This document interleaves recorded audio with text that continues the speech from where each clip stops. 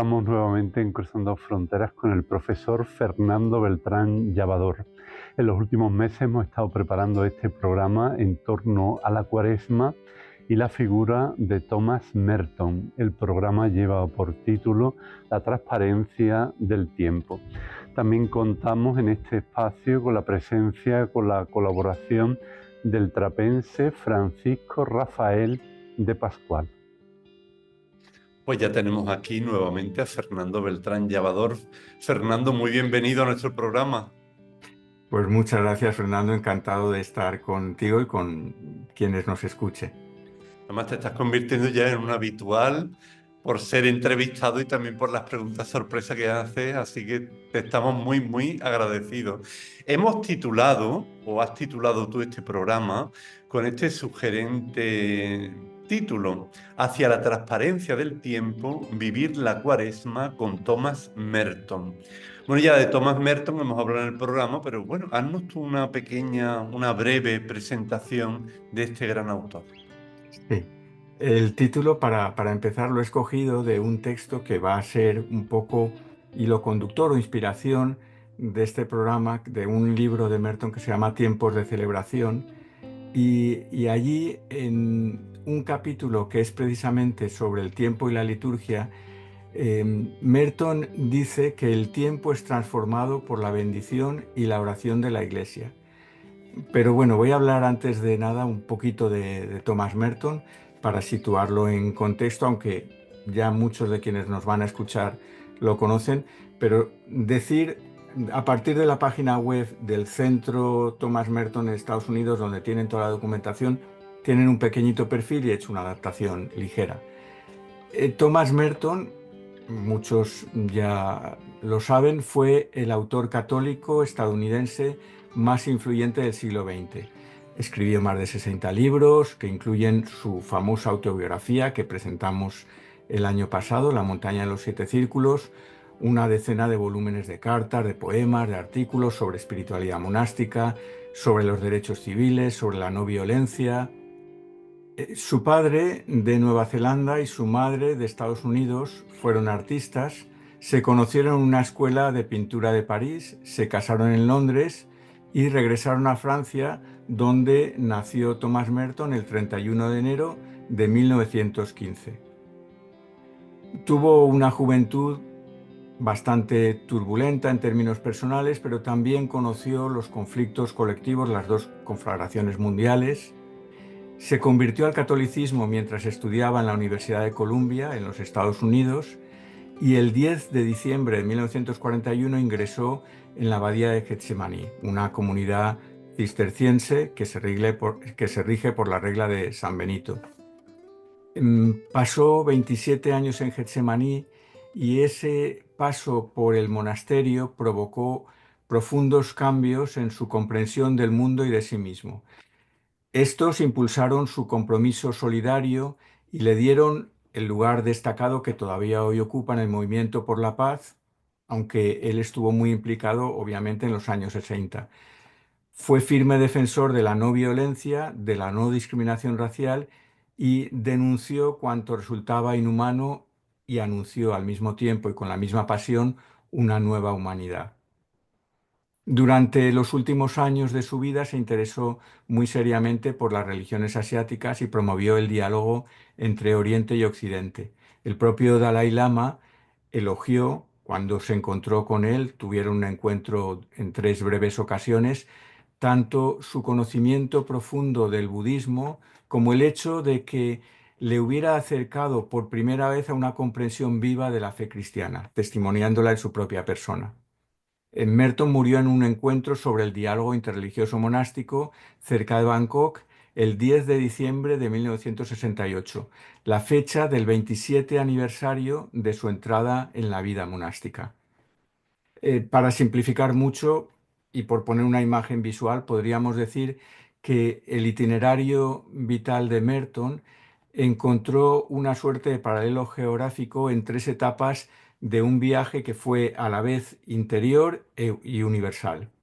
Europa, para Merton, representó su acceso a las fuentes de contemplación. América fue una especie de Axis Mundi, del eje del mundo, y su inmersión en el río de la oración y el compromiso.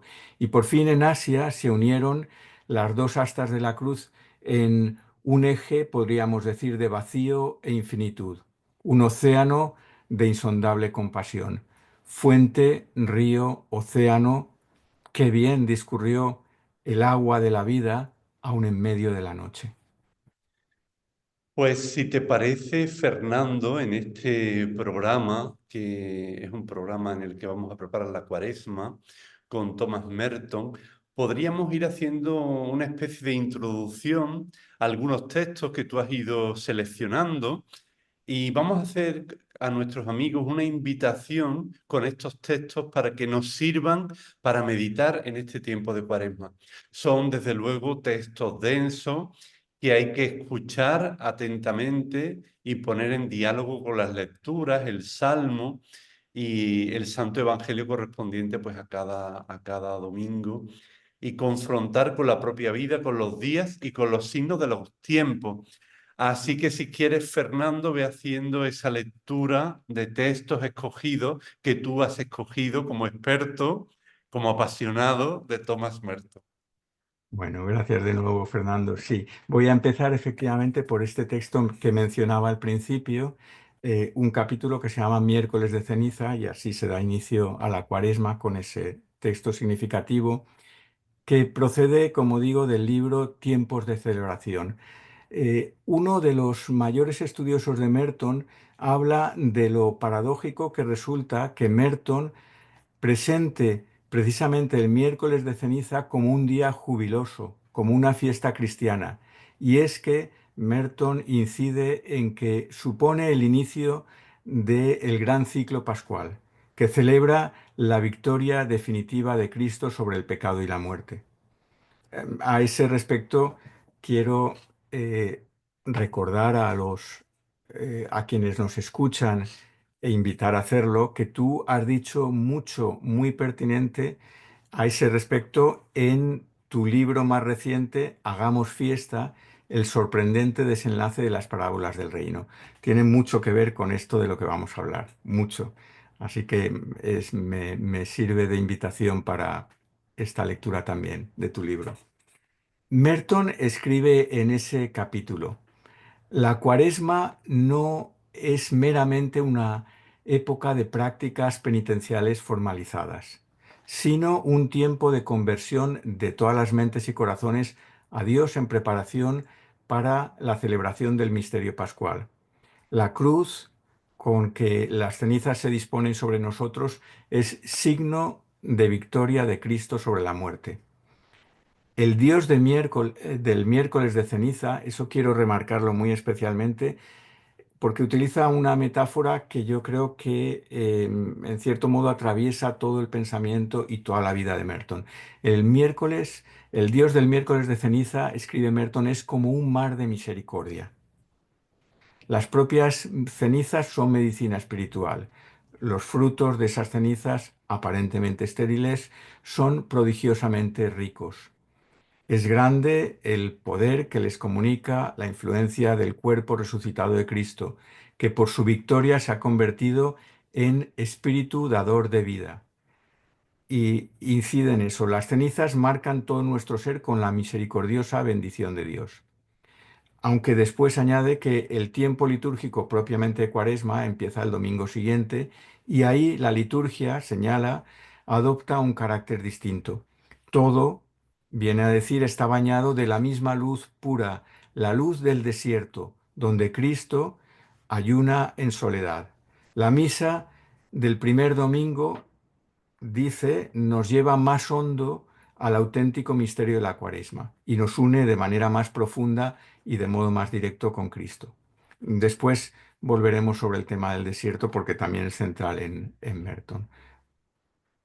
También aquí, al hilo de todo esto que nos estás diciendo, podríamos formularnos algunas preguntas para nuestra meditación, para nuestra oración, y serían preguntas como esta: ¿de qué podemos prescindir más allá del ayuno de alimentos en este tiempo de preparación? ¿Podemos abstenernos de distracciones superfluas? privarnos de conversaciones vanas? ¿Qué cualidad tiene nuestra escucha? ¿Qué atención concedemos a nuestro corazón, a nuestro semejante, a lo que nos acontece? ¿Con qué amor escuchamos a Dios?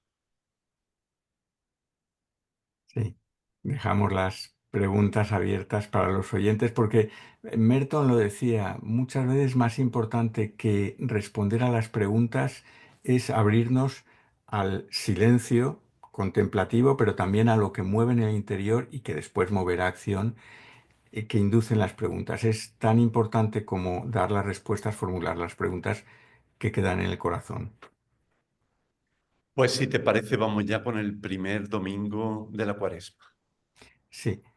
40 días que resumen y en cierto modo reviven 40 años de travesía. Antes de ser ermitaño, Merton pasaba tardes, a veces días enteros en soledad, en una caseta de herramientas en el terreno de la abadía, y allí escribió 37 breves meditaciones que recogió en el libro que también presentamos el año pasado, Francisco Rafael y yo mismo, em, con tu entrevista, Pensamientos en Soledad. En la primera de esas meditaciones incide en la vivencia del desierto y dice lo siguiente, que es muy significativo al respecto de la Cuaresma. Merton dice que los padres del desierto creían que el desierto había sido creado como algo muy, muy, muy valioso a los ojos de Dios, precisamente porque no poseía valor alguno para los seres humanos. Ese yermo era tierra baldía y no contenía nada. Pobreza, vacío absoluto. Nada que los pudiera traer, nada que explotar. El desierto era la región en la que el pueblo elegido había caminado durante 40 años bajo el único cuidado de Dios. Podrían, sí, haber alcanzado la tierra prometida en pocos meses, si hubieran viajado directamente a ella. Pero el plan de Dios, sin embargo, era que aprendieran a amarle en el yermo y que siempre, siempre recordaran ese periodo como el tiempo idílico de su vida, paradójicamente. ¿Por qué? Porque solamente contaban con él. El desierto, Merton insiste en eso y será algo recurrente en toda su obra, es la morada de la persona que no aspira a otra cosa que a ser ella misma, que no depende de nadie más que de Dios, sin que ningún gran proyecto se interponga entre ella misma y su Creador. Pues vamos con algunas preguntas para nuestra meditación. Ujú. Merton afirma en otro lugar que hoy el desierto está en todas partes y eso nos puede venir muy bien a todos. Y preguntarnos, ¿qué desierto atraviesa ahora nuestro mundo? ¿A qué tentaciones podemos sucumbir como miembros de la Iglesia o como miembros de la sociedad? Es decir, como seres humanos, como habitantes de este planeta y del cosmos. ¿Qué nos ata y qué nos mata? ¿Quién nos desata y nos ama? Bueno, aquí seguramente convendría entre cada parte hacer un gran silencio, pero claro, quizá podemos invitar a nuestros amigos que pongan el vídeo en pausa porque hemos de continuar, claro, con el segundo domingo de Cuaresma. Vamos a ello y efectivamente tras un tiempo de silencio es un vídeo, es una conversación en la que el silencio también entra a formar parte de ese encuentro de corazón. Merton preparaba muy a fondo las notas para sus novicios y a ellos les impartía cursos de formación monástica. Eh, el conjunto publicado hasta ahora de esas notas suma una decena de volúmenes. Muchos de ellos están todavía sin traducir al español. Son un tesoro por las lecciones que contienen. Uno de ellos contiene apuntes para sus lecciones sobre los sermones que San Bernardo dedicó a la Cuaresma. Otro contiene observaciones precisamente sobre el segundo domingo de Cuaresma. En esas notas, Merton se pregunta, ¿por qué el Evangelio de la Transfiguración para ese domingo? Y responde, Jesús, Moisés y Elías ayunaron durante 40 días. Y añade, la luz de Cristo resucitado brillará en nosotros y transfigurará nuestra alma en la Pascua si somos generosos en la Cuaresma. Aquí quiero hacer un inciso. Fijémonos que dice si somos generosos en la Cuaresma. No dice si nos privamos, sino si damos, si nos damos por entero. Es decir, Merton había estudiado a conciencia a Juan de la Cruz y sabía como él que cuanto más das, más tienes. Que ayunar no es tanto una privación como una entrega a un bien mayor. Por tanto, sí, ayuno, no ayuno de alimentos exclusivamente, ayuno en muchos sentidos, pero el ayuno no como una carencia, no como un castigo, no, no, es un acto deliberado, es una opción consciente precisamente de escoger un bien mayor. En sus notas, Merton destaca que en el monte Pedro no distinguía bien entre Jesús, Moisés y Elías, pero la voz del cielo les decía claramente que escucharan a Jesús, mi hijo, el elegido. Y subraya a los novicios, les decía con énfasis, que debemos aprender a ver y a escuchar a Jesús en todo y en todos, pues todo es instrumento de Dios y necesario. Poner ojos y oídos en Jesús, les decía, es olvidarnos de nosotros mismos y reconocer las cosas y a los otros formando parte de su mismo cuerpo. Uno de los novicios, todavía vivo, el hermano Paul Quenon, cuenta que esas notas del padre Luis muestran el enfoque, son representativas del enfoque que adoptaba a la hora de introducirles las escrituras, buscando con los estudiantes el modo de leerlas engarzadas en su vida en Dios y para Dios. Y es verdad que Merton en esas lecciones les hablaba explícitamente a sus estudiantes monjes, pero era consciente también de que se dirigía a una audiencia mucho más amplia que no estaba solamente en el monasterio, es decir, a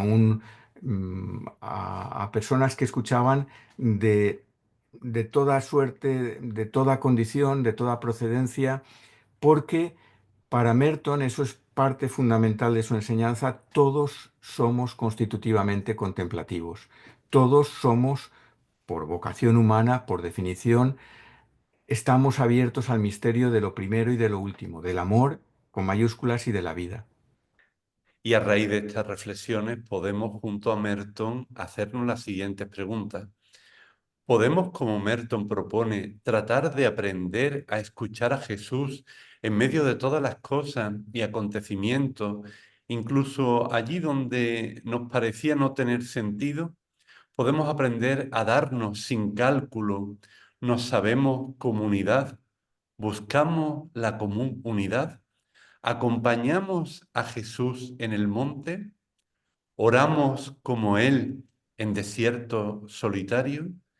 Y en el más quieto tiempo de la noche, como Juan de la Cruz, Carlos de Foucault, tantos abas y amas, ermitaños y beguinas, como incontables orantes anónimos. Y seguimos con el tercer domingo de Cuaresma.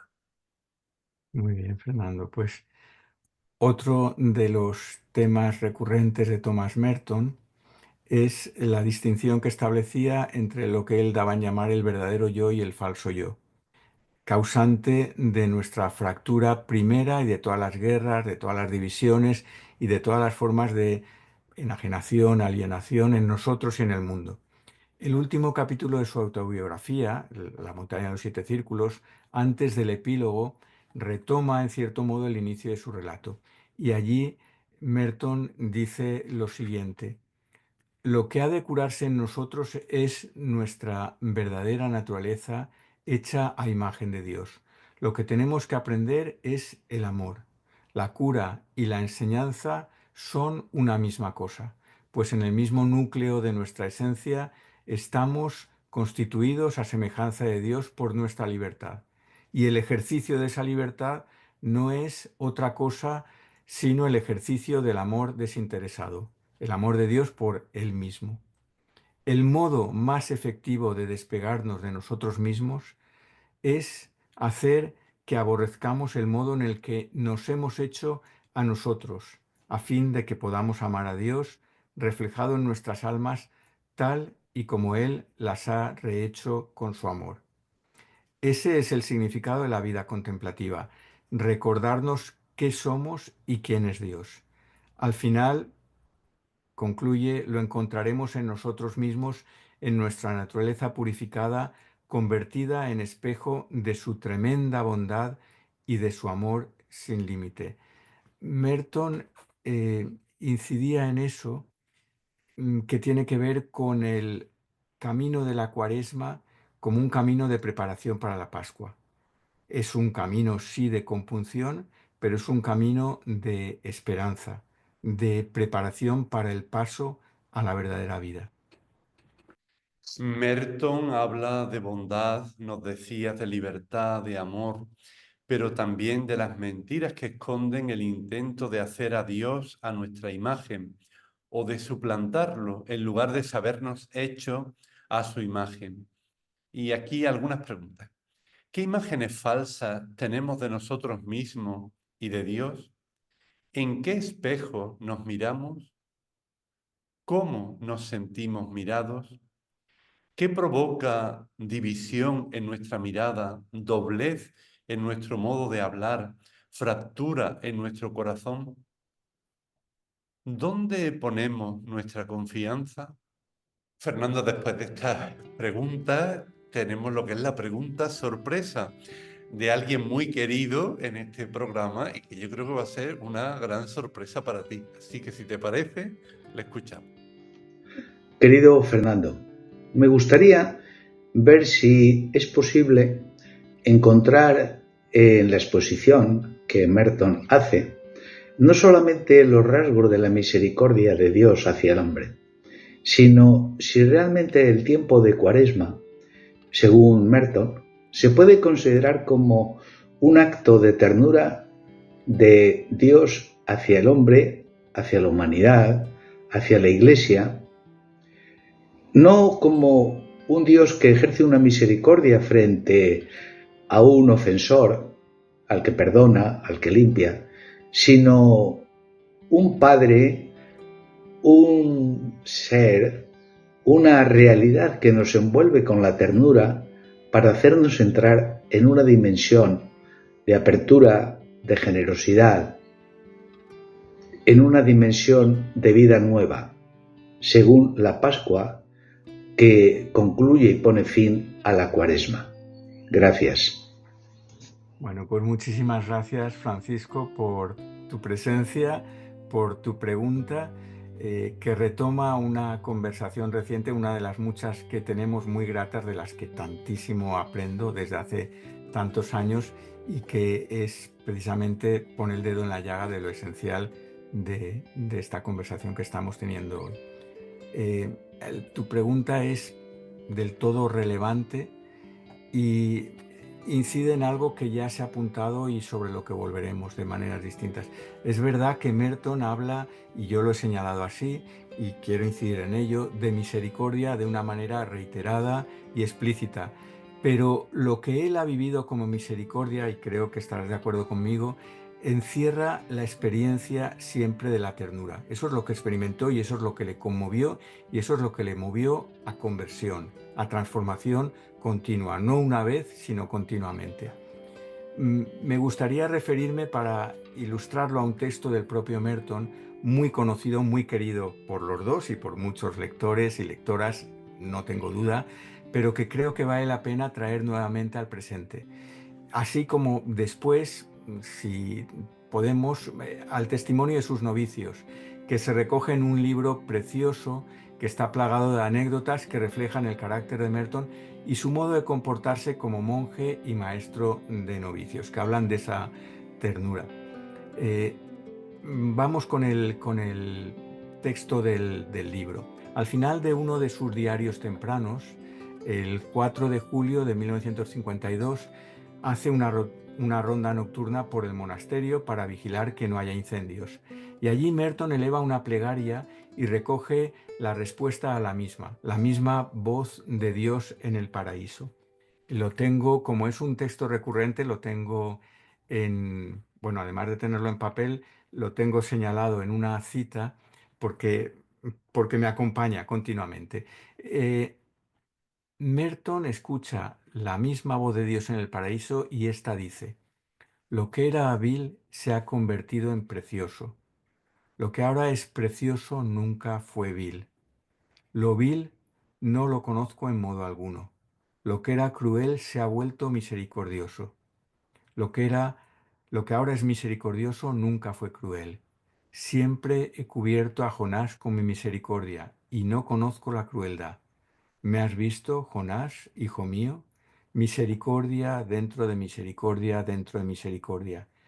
He perdonado el universo sin fin porque nunca he conocido el pecado. Lo que era pobre se ha vuelto infinito. Lo que es infinito nunca fue pobre. Siempre he conocido la pobreza como infinito. No amo en modo alguno las riquezas. Lo que era frágil se ha vuelto poderoso. Amé lo más frágil. Cuidé lo que, lo que era nada. Toqué lo que carecía de sustancia y dentro de lo que no era, yo soy. Y al final de esa ronda nocturna concluye sus notas al amanecer y dice: hay gotas de rocío que se muestran como zafiros en la hierba en cuanto aparece el gran sol. Y tanto La voz del paraíso como su nota, que están conjuntadas, hablan de esa ternura infinita que es personal, pero que también es comunitaria, que es la urdimbre del tejido que nos une como seres humanos, pero que es también el sello de nuestra filiación en el origen mismo de la creación, lo que hace del cosmos el fruto de amor y de ternura infinita que es. Y luego, para ilustrarlo y para bajarlo del texto a anécdotas concretas que lo ilustran, eh, me gustaría referirme a este pequeño libro que recoge anécdotas muy ilustrativas de Merton, que son testimonios de los que fueron sus novicios. Algunos fueron después abades, algunos todavía lo son. Bueno, por ejemplo, al anunciar el abad en su momento la muerte de Merton a la comunidad, del todo sorpresiva, el padre Alfonso, que era un monje un tanto arisco, bastante marginal en la comunidad, procedía de Bélgica y después de muchos años todavía no se sabía manejar bien en el idioma inglés. Había sufrido mucho, lo que explica su carácter, lo conocían. Bueno, pues bien, el padre Alphonse enseña al abad la carta que acaba de recibir de Merton, donde se dirige a él de manera amistosa, al último de quien nadie podría acordarse desde el otro lado del mundo. En la carta, Merton le pone al corriente de su estancia en Asia, se interesa por su salud y por su trabajo, y tiene un gesto de cercanía y aprecio por su hermano que no había conocido en mucho tiempo. Y muchos hermanos y novicios de Merton dicen que eso era muy frecuente en Merton. Pequeños gestos inesperados de cercanía, de humanidad, que rompían barreras con los más vulnerables dentro y fuera de la comunidad. El padre Matthew Kelty, por otro lado, destaca de Merton que, lejos de toda pretenciosidad y siendo uno más entre sus hermanos, muchas veces anónimo para las personas que venían de nuevo al monasterio, tenía como empeño día a día mostrar la bondad y la dulzura de Dios, especialmente entre las personas más frágiles, las más pobres, las más vulnerables. Y por último, un ejemplo conmovedor es el de Gracie Jones, la mujer negra que escribió acerca de Merton tras unos días de retiro en el monasterio de Redwoods, en el último año de su vida, donde coincidió con él. Ella escribió un artículo en un periódico local que se recoge en el libro, en el último libro de Merton, Encuentros en California. Había acudido allí para pasar unos días de oración tras el impacto que le había producido el asesinato de Martin Luther King. Gracie escribe que se sintió del todo escuchada y consolada por los gestos de Merton, quien también participaba con ella de ese mismo dolor y a la vez le aportaba esperanza con gestos de cercanía y sencillez que la conmovieron y le ayudaron muchísimo. Por último, querido Francisco, tú mismo, cuando hiciste la recensión de ese libro precioso de fotografías de Merton, Contemplando el Paraíso, para la revista que dirigiste durante tantos años, Cistercium, allí señalabas que las imágenes de la cámara dejan ver que Merton lo miraba todo, y esa es tu expresión, muy afortunada, feliz, a mi modo de ver, lo miraba todo con ojos de resurrección. Edificios viejos, una destilería abandonada, troncos, cestas, senderos, árboles desnudos, herramientas gastadas, los rostros de ancianos y de niños, los despojos de los barcos en las playas desoladas, ojos de resurrección. Ternura, ternura en todo cuanto salía a su paso. Pues le enviamos un saludo muy cordial a Francisco Rafael de Pascual y nuestra gratitud nuevamente por su presencia entre nosotros. Y claro, la cuaresma sigue avanzando y estamos ya en el cuarto domingo de cuaresma. Sí. Merton regresa, ya lo hemos dicho una y otra vez, al tema del desierto, que es lugar de prueba, lugar de oración, de espejismos y de revelación, de sed y de compasión, de soledad y de encuentro. Al final de su vida les dice esto que extraigo a sus hermanas, esto que extraigo de Encuentros en California, el último libro, como decía, de Merton que se ha publicado este mismo año. En ese libro se recogen las grabaciones de dos retiros que dirigió en 1968 a las hermanas del monasterio de Redwoods. Redwoods significa secuoyas, estaba en un bosque precioso de secuoyas imponentes, y allí les dice: el desierto se convierte en paraíso cuando se acepta como desierto. El desierto no puede ser otra cosa que un desierto cuando intentamos escapar de él. Pero una vez que aceptemos el desierto, se convierte en un paraíso si realmente se acepta junto con la pasión de Cristo. Y les dice: esta es la liberación que nos abre a todos los demás y hace que sea algo real, no narcisista. Y más adelante les sigue diciendo: en lo más profundo de nuestro ser oímos en primer lugar la llamada de la vida, que habla desde su misma fuente. Cita a San Ignacio Mártir, quien en el hermoso lenguaje de las epístolas dice, de sus epístolas, dice: un agua viva habla dentro de mí, y en lo íntimo me dice: ven al Padre. En lo más profundo de nuestro corazón, les dice Merton, está la voz de esta agua viva, que dice una y otra vez: ven al Padre. Esta es el agua viva de la oración. Aquí de nuevo suena el eco y el consejo de Juan de la Cruz para este momento de la Cuaresma: ponerse en silencio y callando para que hable Dios, diciendo con el profeta: habla, Señor, que tu siervo oye. No pierda el cuidado de orar y espere en desnudez y vacío, que no tardará su bien. Y en medio de la Cuaresma, ¿qué hay de la noche? Aquí quiero traer a colación la palabra de Juan Antonio Marcos, un carmelita, que dice: surge entonces otra luz, la de la fe, que es quien nos guía. Y Juan Antonio Marcos cita a Juan de la Cruz: más creyendo que entendiendo. Y añade: la confianza en un Dios que nunca nos dejará de su mano es la clave de casi todo. Un Dios que siempre está susurrándonos al oído, que nunca abandona a nadie, pase lo que pase. Y conviene recordarlo en este momento del tránsito de la Cuaresma. Así es. Además, Merton distingue una liberación que nos abre a los demás, que él considera realista, y otra que puede ser un tanto narcisista. Podemos preguntarnos en este momento del programa qué tipo de libertad perseguimos y qué libertades conquistamos. ¿Callamos y escuchamos? ¿Escuchamos y respondemos? ¿Nos hacemos responsables de nuestra libertad? Y si te parece, Fernando, pues vamos ya, continuamos este camino con el domingo quinto de este tiempo de Cuaresma. Sí. Para volver, antes del domingo quinto, para volver a las preguntas, no para responderlas, pero para volver a ellas, ahora me viene a la mente, porque creo que es pertinente recordarlo, un poema de Merton que dio título al congreso en el que se celebraba precisamente el centenario de su nacimiento. Y en esos versos Merton decía: cada ser que viene al mundo viene como una pregunta para la que las viejas respuestas no bastan. somos preguntas abiertas, somos novedad continua, porque somos fruto de quien es novedad continua en nuestra vida. Vamos con el quinto domingo.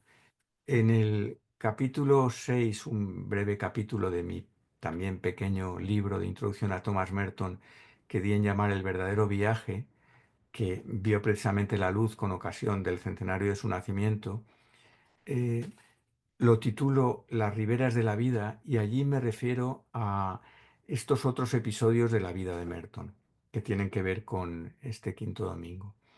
La soledad, el silencio y el tránsito por la noche, viene a decir Merton, han de ayudar a crear un espacio interior indispensable en la topografía sin sitio de nuestros sistemas sociales. El 8 de abril de 1950, Sábado Santo, nos adelantamos un poco, Merton anota en su diario: todo está a la espera de la resurrección. Y en mayo de 1968, durante otro retiro dirigido a mujeres contemplativas, esta vez en la propia abadía de Nuestra Señora de Getsemaní, Merton concluye su charla sobre la realidad contemplativa y el Cristo viviente, afirmando que Cristo realmente ha resucitado y vive en nosotros ahora. Nos adelantamos, pero es importante hacerlo en este momento, es decir, ver el horizonte que nos aguarda. Así todo está a la espera de la resurrección, les dice, y al propio tiempo se trata de que Cristo está realmente presente y vivo aquí y ahora entre nosotros. Eso es propio de nuestra condición liminal, de frontera. Ese retiro y otro previo, en diciembre de 1967, contiene comentarios como el siguiente, que afortunadamente fueron transcritos y pueden leerse en el libro del que fue protagonista como traductor y autor de la introducción, precisamente Francisco Rafael de Pascual. El libro es Los manantiales de la contemplación. Y de una forma que disipa la aparente opacidad de nuestras vidas, Merton afirma lo siguiente: Dios quiere la bondad divina en nosotros. Esa es una verdad profunda, el deseo de Dios de volverse consciente de sí en nuestra propia conciencia. Por eso, añade Merton, la contemplación es para todos. Es una invitación y un acicate para adentrarnos en tiempo de Cuaresma sabiendo lo que contiene, digamos, en semilla y en realidad ya, es decir, y ya de manera fáctica, en hecho. Como nos apuntabas en la introducción a la biografía, la breve biografía de Merton, este autor escribió estas meditaciones en el siglo XX. Antes, nuestros místicos habían hablado a su siglo con el lenguaje de su tiempo, y todavía mucho antes que ellos, los propios padres de la Iglesia, también con su propio lenguaje, todos ellos portadores de buena noticia. También siempre los pequeños, los sencillos, con gestos en el día a día. Por eso en este momento podríamos preguntarnos, ¿qué actos de amor, qué muestras de confianza, qué palabras de aliento reflejan la vida renovada y transparentan su presencia amorosa entre nosotros? Y amigos de Cruzando Fronteras, finalmente, para alimentar el fuego en esta travesía, Fernando y yo, queremos invitaros hoy a alumbrar el camino de la Cuaresma con una constelación de testimonios de cruz y de luz, para sumarlos al de la misionera Maribel Sancho Rollo, partícipe del proyecto Banaya Poveda en Kinshasa, en la querida República Democrática del Congo. Al final de su crónica, sobria de expresión y ardiente de pasión, en un apartado que titula ¿Dónde está tu Dios?, escribe lo siguiente. Traigo solo una historia de las muchas que guardo en mi corazón. Josué es un chico que fue repudiado a la edad de 2 años como hijo de la maldición. Recogido por los abuelos maternos, creció bajo este estigma. Con 10 años, cuando las tropas de las fuerzas que derrocaron a Mobutu del poder en 1997 entraron en Kinshasa, Josué formaba parte de ellas. Lo alistaron por la fuerza en el ejército a los 10 años, después de unos ritos iniciáticos y de lavados de cerebro increíbles. Vivía bajo el signo del terror, pero una cosa me repetía siempre, nos dice Maribel: Dios está siempre conmigo y nunca me abandona. En esos momentos, cuando le escuchaba decirme esto, me quedaba en un silencio sobrecogedor y me descalzaba por dentro, porque experimentaba que tocaba tierra sagrada. La experiencia de la cercanía de Dios en ellos hablaba al Dios que me habitaba dentro sin palabras. Sí, me digo, se anuncia su fidelidad en el reino de la muerte. No hay lugar, por oscuro que sea, donde Dios no esté presente después de su encarnación. Basta tomar conciencia de su presencia. Y esta fe de la que hablaban sin saber ellos mismos de qué fuente manaba, porque era muy de noche, no es el opio del pueblo, ni una agarradera o proyección del subconsciente. La vida les sigue siendo muy dura. Es la fe de la gente sencilla, que, como un día a Jesús, hoy, a otros que le seguimos, nos hace proclamar: Te alabo, Padre, porque estás en los lugares donde parecería reinar la muerte, y tus hermanos pequeños nos lo han revelado. Muchísimas gracias, Fernando, por todas estas meditaciones, por todos estos textos tan bien seleccionados. Y yo creo que nos van a ayudar en este tiempo de la Cuaresma. Y yo no sé si podría lanzarte otra petición dentro de unos meses. ¿Qué te parece si preparamos con mimo, como hemos hecho este programa, como a ti te caracteriza, un programa sobre Merton y el Adviento? Bueno, eso sería una ocasión gozosa. Y sí, Merton también dedica palabras al Adviento y obviamente vivía el ciclo litúrgico y tiene referencias y tiene oraciones y tiene reflexiones al respecto. Si ayuda, pues encantado. Es decir, si somos portavoces precisamente de Merton, en lo que tuvo de portavoz del Espíritu de Dios y de anuncio de Dios en nuestras vidas, pues encantado, con mucho gusto. Pues estupendo, Fernando. Pues nos veremos en Adviento entonces, y quizá también con alguna pregunta sorpresa u otro tipo de colaboración a lo largo de este año jubilar de 2025. Pues muy buena Cuaresma, Fernando. Igualmente, Fernando, encantado y muchísimas gracias. Y bueno, espero que a los oyentes, a las oyentes, les acompañe en el camino de la Cuaresma y que Merton nos siga inspirando. Si te ha gustado Cruzando Fronteras, este programa sobre Thomas Merton y la Cuaresma, te animamos a que te suscribas a nuestro canal, que le des a like, que actives la campanita y que hagas tus comentarios en las redes sociales. Muchas gracias.